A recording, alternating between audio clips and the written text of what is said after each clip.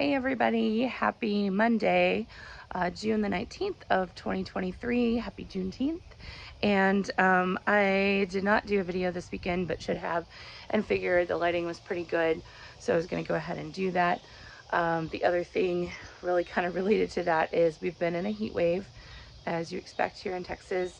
It's been, I think, over a week of excessive heat warnings.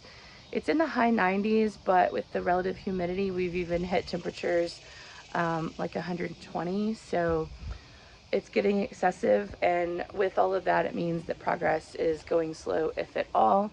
So it's kind of like you come out, you do a few things, and then you go in and you try and cool off and rest and drink a couple of glasses of water, which I'm so grateful for, to be able to have water and ice and not have to go buy the bottled stuff anymore. And it just makes you appreciate a lot. But it also means progress is snail's pace. But I'm not going to complain because progress is progress. So I'm standing on one of the last pieces of concrete that need to come up. Still a lot of work to do, but I did get a little bit more pulled up. So this is the front yard, right at the front step. There was actually a very big open space. I don't know what was going on there underneath this concrete slab that was here. And then actually the concrete slabs that were here were also kind of poor quality. They were irregular in thickness and had a lot of aggregate, but not a lot of strength. That was kind of interesting. This is all going to be basically just scraped off, and we're going to resod everything, hopefully grade it so that it drains a little bit further out from the house, and I'm hoping that that will be a positive in the future. And then likewise, all of this sidewalk, these are all smaller pieces, and so what I'm going to have to do is just bring the skid steer with a little bucket up to it and just put all these chunks in the bucket and then take them to the back and make a big pile. So it's just going to take a while, and especially in this heat, it just slows you down because you especially have to get in and out. Unless I had a teammate to do that, it's going to take me a little while, but hopefully I've got time to make that happen. And I'm learning a lot, so I'm getting a lot of practice in. The other very exciting thing is, and I'm sorry for bumping the camera, is getting this side done. So about halfway got the sewer line that was open covered back up, so I don't have a 3-foot deep hole in the yard anymore, which makes me feel better. Plus, as you can see, the weeds that are growing up around that, we've had a lot of rain, and it wasn't so bad when we weren't getting rain, but then we got this humidity where it was high 90s during the day, and then it would rain in the evenings over and over and over again, and that's created a lot of growth and stuff. So I am waiting to, I just needed to cut the last of this iron pipe that you can see here off. I believe, I'm not sure, but I believe that this is maybe the original water line. It doesn't quite make sense that it would be gas. In fact, we think we actually found a gas line on the other side of the driveway while we were burying the electrical. That was a total surprise. And when I talked to the city guy, he said, yeah, I think they ran gas lines back in the day to the street, anticipating that they would have gas lighting at the street line, and then just never did that. But anyway, so this one is capped, which is interesting. I don't know why they would do that. Maybe to prevent bugs or something from getting in. I'm going to assume it's not going to hurt anything. So I'm just going to cut what is there.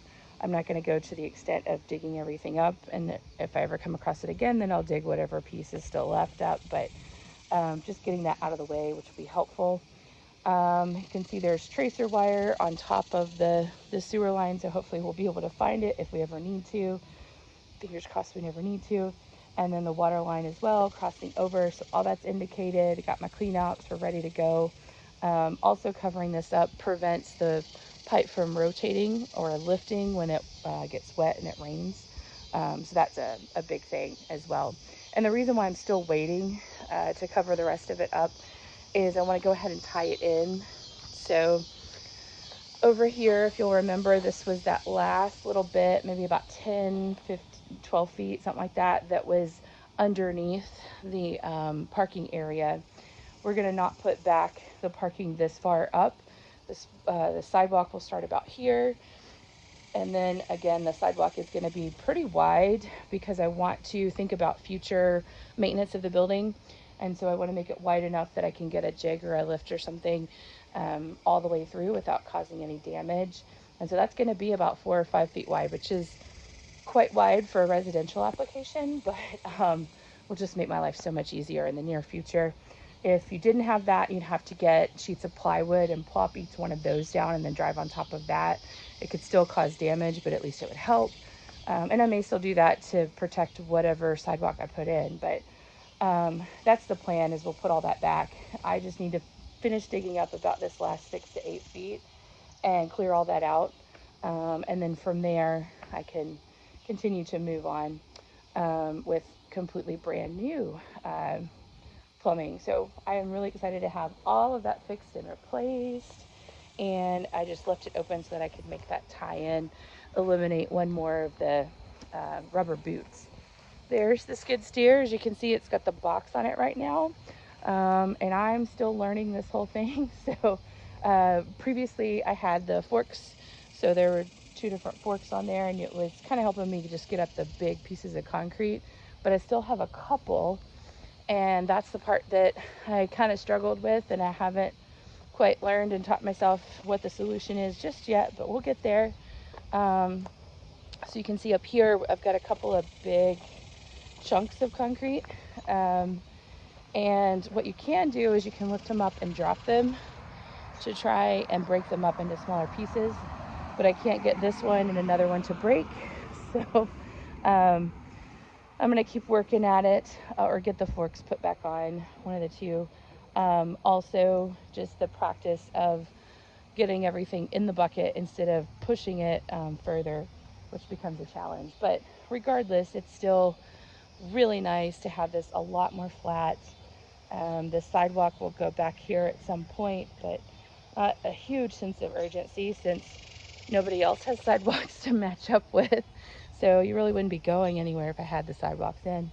But it feels so much better to know that I'm not going to fall off into this hole. You can see there's the clean out with the tape and the wire and everything all in place.